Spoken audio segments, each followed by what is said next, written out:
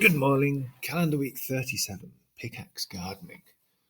This is not, I repeat not, a newsletter about a pigeon.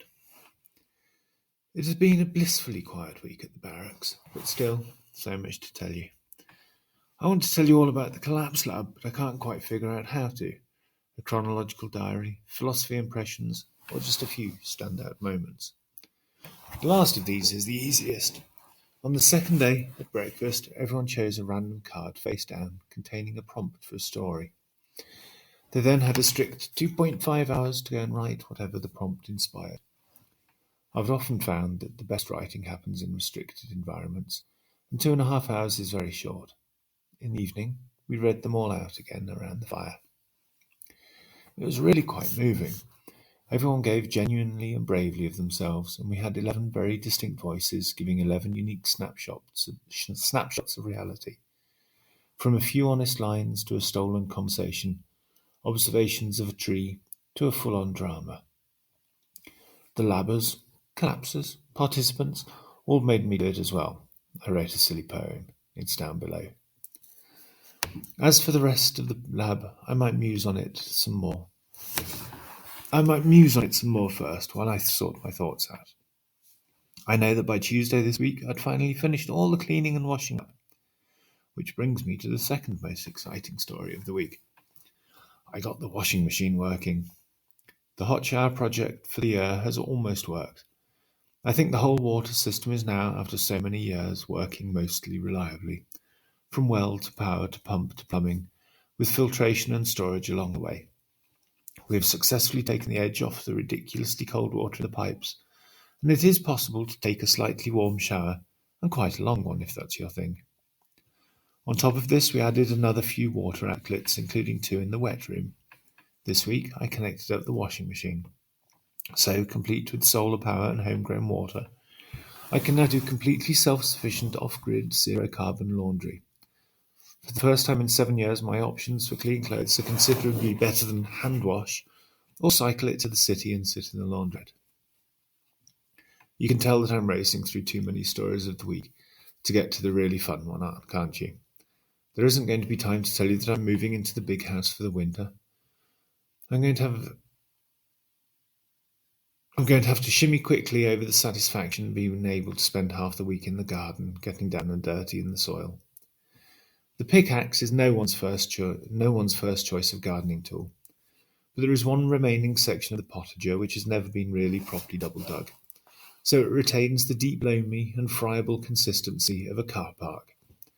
It's getting the potatoes next year, so this is the time to really get into the rocky subsoil which exists directly under the surface, turn it up and get it improving fast.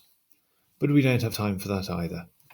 I've started to write and illustrate a long post on why it is totally okay to mix subsoil and topsoil, despite what you might read in other gardening opinions, but that might have to go into a different publishing format. The blog, perhaps. But really, there's only been one story of the week, the story of the pigeon. On Thursday, I nearly tripped over a pigeon. Now that is quite an unusual way to meet a pigeon in itself. They are normally somewhat more alert and human-shy than this. Sure, it was quite well camouflaged with the asphalt road, and I wasn't particularly looking out for winged creatures taking a nap. And my surprise, I feel, was justified. I stopped for a bit of a chat, and still it didn't move. Those little orange eyes seemed sunken and sad. I'm not an avian psychologist, but just look at it. It looks exhausted, or depressed, or both. Believe me, I know both of these looks, and the combination thereof. I am solidly of the belief that animals know what they're doing far better than we do, so I did the responsible thing and ignored it. Whatever it was going through, I figured human intervention was probably not what it was looking for. 2 hours later, it was still there, so I thought some more ignoring might be the thing.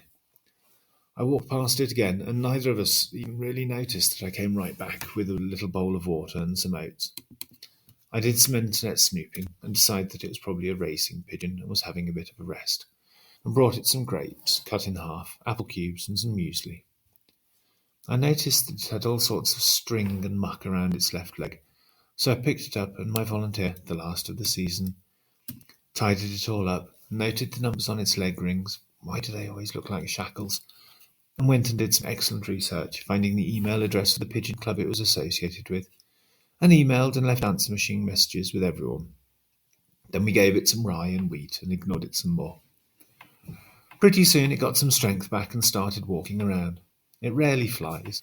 It seems to especially like being in my study while I'm writing, which is nice, because I can ignore it all the better when it's close by. And once it wandered up to the bathroom in the big house, I managed to chastise it with a cuddle and chucked it out of the second-story window. It did a couple of turns and landed directly down into its favourite sunning itself spot. I am not adopting a pigeon. But I guess it needs a name. Suggestions in the comments, please. Now this really is getting too long and I have pigs to feed. I didn't even manage to get any stories of pigs in today, and there are pig stories to be told. I hope they don't read this and get jealous. They won't. They have more important things to be getting on with, and petty insecurities are not their thing. We can learn a lot from pigs. Until next week then, please try to be nice to all things, and I will see you next time. Your loving Pirate Ben. Incy Wincy Spider. Incy Wincy Spider climbed up the water spout. Down came the rain and washed poor Incy out. Out came the sunshine and dried up all the rain, and Incy Wincy Spider climbed up the spout again. Mickey Blue Eyes Spider, Incy's second cousin, said, Incy Wincy Spider, what do you think you're doing? The rain will always wash you out, it's hardly a surprise. Come and sit up here with me, munching on ripe flies. Your hobby seems so stressful, mine is just a breeze. I've got hoverflies and sawflies and fresh fat bumblebees. Incy Wincy Spider, she said to Mickey Blue, that really is a sweet idea, but I've got stuff to do. Incy Wincy Spider, in the setting sun, turned her back on Mickey Blue and set off once again. She felt her cousin's big blue eyes staring at her head, turned around to talk to him, and this is what she said.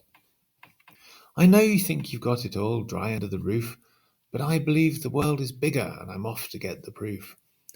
Incy Wincy Spider, she climbed the guttering, while Mickey chewed on Delicats, a pair of cranefly wings. And so we leave them, bid them thrive, their 8-foot arachnid lives, as Mickey takes another peek inside his best snack bar, while Incy Wincy from the roof enjoyed a shooting star. The end.